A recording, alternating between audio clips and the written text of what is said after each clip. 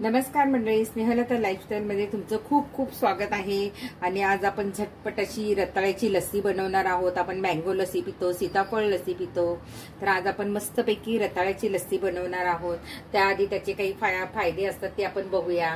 तर रताळ्यामध्ये खूप फायबर असतं, त्याच्यानंतर रक्तदाब नियंत्रित होतो, रोग प्रतिकार शक्ती वाढते, डोळ्यांसाठी रताळं खूप छान आहे। आणि दह्याचं म्हणाल तर दही खाणं नेहमी कधीही चांगलंच असतं। जेवणामध्ये नेहमी दही ठेवावं, त्याच्याने पचन शक्ती सुधारते, आपली प्रतिकार शक्ती वाढते। तर हे खूप सारे महत्व आहे। तर याच्यामध्ये साखर तुम्हाला वाटलं तर एकदम खूप कमी प्रमाणात घाला। आणि ही मस्त अशी उपवासासाठी किंवा उपवास नसताना सुद्धा तुम्ही ही लस्सी पिऊ शकता। करायला अगदी झटपट अगदी पटकन होणारी रेसिपी आहे। तर आता आपण काय करायचं, हे सगळं मी इथे 2 रताळी उकडून घेतलेली आहे। आपल्याला जास्त करायची नाही, तुम्हाला जास्त करायची असेल तर तुम्ही रताळू वाढवू शकता आणि दही पण वाढवू शकता। आपल्याला अगदी जर लस्सी घट्ट वाटली तर थोडं दूध किंवा तुम्ही पाणी घालू शकता। तर आता आपण काय करायचं, हे रताळं वगैरे ह्याच्यामध्ये घालून घ्यायचंय मिक्सर मध्ये, आणि ह्याच्यातच आपल्याला दही घालायचंय आणि थोडी साखर घालायची, आपल्याला चवीनुसार चव बघायची, आपण किती गोड हवंय त्याप्रमाणे आपण हे सगळं असं मस्त वाटून घ्यायचंय।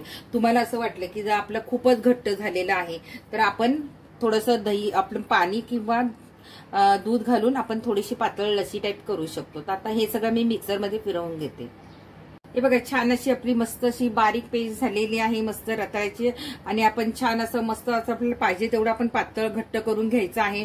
याचं मी श्रीखंड पण रताळ्याचं दाखवलेलं आहे, ते पण तुम्ही नक्की बघा। करायला अगदी सोपं आहे। आपण ग्लासमध्ये ओतून घेऊया आणि याला साखर तुम्ही तुमच्या आवडीनुसार घालायची आहे।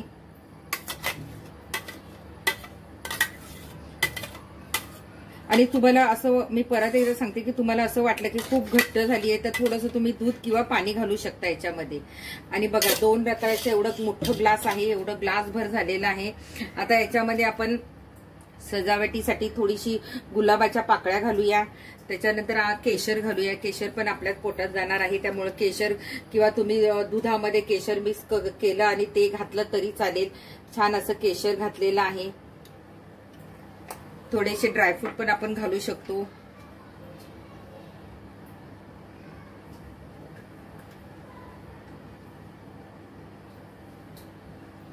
पिस्ता, बदाम, काजू, तुम्ही जे काही तुम्हाला आवडत असेल ते तुम्ही नक्की घाला।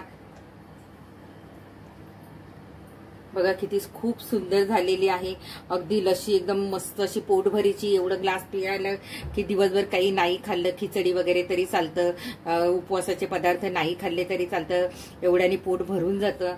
आणि तुम्हाला आवडली तर नक्की लाईक करा, शेअर करा, स्नेहलता लाईफस्टाईलवर जाऊन नक्की बेल बटन दाबा आणि नक्की करून बघा ही रताळ्याची लस्सी। खूप सुंदर होते ही रताळ्याची लस्सी, तर तुम्ही नक्की करून बघा। झटपट अशी उपवासासाठी खूप छान मस्त झालेली आहे ती। बाय बाय, धन्यवाद।